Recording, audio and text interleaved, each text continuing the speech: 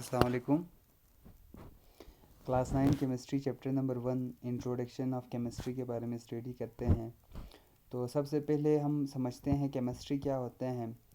तो chemistry science की एक ब्रांच है जिसमें हम मैटर के बारे में स्टडी करते हैं, यानी chemistry is a study of matter. अब हमने केमिस्ट्री में मैटर के स्ट्रक्चर के बारे में स्टडी करना है, मैटर की कंपोजिशन और मैटर की प्रॉपर्टी के बारे में स्टडी करना है। तो केमिस्ट्री का डिफिनेशन होगा the branch of science in which we study the structure, composition and property of matter। यानी मैटर की स्ट्रक्चर क्या होगी, मैटर किन चीज़ों से बना होगा, मैटर की खुसूसियात क्या होंगी, चाहे फिज़िकल प्रॉपर्टी हो या केमिकल प्रॉपर्टी, उसको जिस ब्रांच में हम लोग साइंस की स्टडी करते हैं उसी को हम लोग केमिस्ट्री का नाम देते हैं। तो चूंकि हमने केमिस्ट्री में ब्रांच के बारे में या मैटर के बारे में पढ़ना है, तो सबसे पहले हम समझते हैं ये मैटर क्या होते हैं। तो मैटर कहते हैं anything that have mass and occupy space is called matter. यानी कोई भी चीज़ जो वज़न रखें और जगह घेरे, उन्हीं चीज़ों को हम लोग मैटर कहेंगे। यानी किसी भी चीज़ को मैटर होने के लिए दो शराइत हैं। पहला तो उसकी कोई ना कोई वज़न होनी चाहिए, दूसरा वो जगह घेरना चाहिए। तो उन्हीं चीज़ों को हम लोग मैटर का नाम देते हैं और मैटर को हम लोग स्टडी करते हैं केमिस्ट्री में। उसकी एग्जांपल की बात करें तो आप अपने सराउंडिंग में बहुत सारी चीज़ें देखते हैं जो आपके सराउंडिंग में मौजूद हैं, आपके गिरद मौजूद हैं। आप देखें, आप नज़र डालें तो सारे के सारे वज़न रखते हैं, सारे के सारे जगह भी घेरते हैं। कोई ज़्यादा वज़न रखते हैं, कोई कम वज़न रखते हैं, लेकिन सारे के सारे वज़न रखते हैं, सब जगह भी घेरते हैं।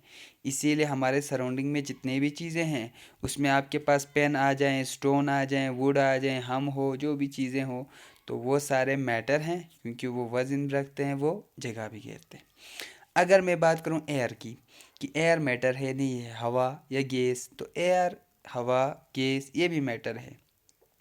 लेकिन इसको हम अच्छी तरह उस वक्त डिफ़ाइन कर पाएंगे। तो एक चीज़ याद रखें, अगर आपसे पूछें कि मैटर, एयर मैटर है या नहीं है, तो आप लोगों ने इसका जवाब कुछ इस तरीके से देना है कि अगर हम एयर को किसी ख़ास एरिया तक महदूद करते हैं, जब एयर को किसी ख़ास एरिया तक महदूद करेंगे तो उस एयर की कोई ख़ास मास भी होगी, उस वो जो एयर है वो जगह भी ऑक्यूपाई करेगा। तो उस वक़्त हम कहेंगे कि एयर भी मैटर हैं। तो याद रखें, एयर उस वक़्त मैटर होगा, या एयर को हम उस वक़्त मैटर कहेंगे जब एयर को किसी ख़ास एरिया तक महदूद करे। इसकी एग्ज़ाम्पल मैं कुछ इस तरीके से देता चलूँ। आप कोई गुब्बारा ले लें, गुब्बारे में हवा भर दें, तो आप हवा को, एयर को गुब्बारे तक महदूद कर रहे हैं। अब आप उस गुब्बारे को तोल लें। अब आप गुब्बारे को तोलेंगे तो उसकी कोई वज़न होगी। गुब्बारे की वज़न होने का मतलब गुब्बारे में मौजूद गैस की वज़न होगी, एयर की वज़न होगी। तो इससे साबित हुआ कि जब हमने हवा को गुब्बारे तक महदूद किया तो उसकी वज़न आ गई। साथ साथ अब गुब्बारा पहले छोटा होता था, हवा भरने के बाद उसका साइज़ बड़ा हो जाता है। साइज़ बढ़ने का मतलब उसका वॉल्यूम बढ़ गया, वॉल्यूम बढ़ने का मतलब उसके जो स्पेस हैं, जगह है, वो ज़्यादा घेरने लगे। तो इससे साबित हुआ कि अगर हम हवा को किसी ख़ास एरिया तक महदूद करोगी तो हवा भी आपके पास मैटर होगा।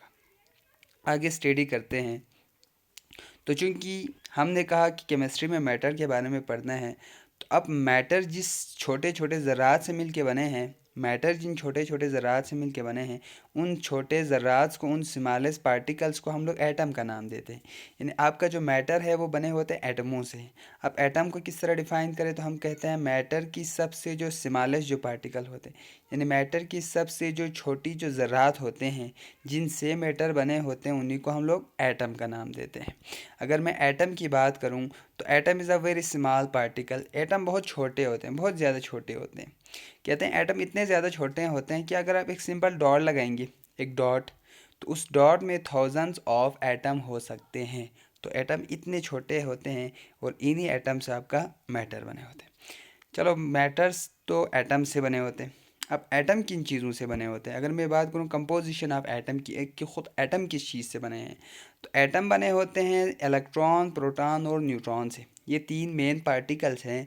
इसके अलावा भी कुछ और पार्टिकल्स मौजूद हैं, न्यूट्रिनो वगैरह और चीज़ें हैं, लेकिन इन तीनों पार्टिकल्स, इलेक्ट्रॉन, प्रोटॉन, न्यूट्रॉन, इन्हीं से आपका एटम बने होते हैं और एटम से आपका मैटर बने होते हैं। मैटर को हम लोग स्टडी करते हैं केमिस्ट्री में। तो इन्हीं इलेक्ट्रॉन, प्रोटॉन और न्यूट्रॉन्स को हम लोग सब एटॉमिक पार्टिकल्स कहते हैं। इन्हीं को हम लोग सब एटॉमिक पार्टिकल्स कहते हैं। तो इंशाल्लाह नेक्स्ट लेक्चर में हम लोग पढ़ेंगे इलेक्ट्रॉन्स, प्रोटॉन, न्यूट्रॉन्स के बारे में। और हम लोग नेक्स्ट लेक्चर में इंशाल्लाह डिस्कस करेंगे स्ट्रक्चर ऑफ एटम्स के बारे में।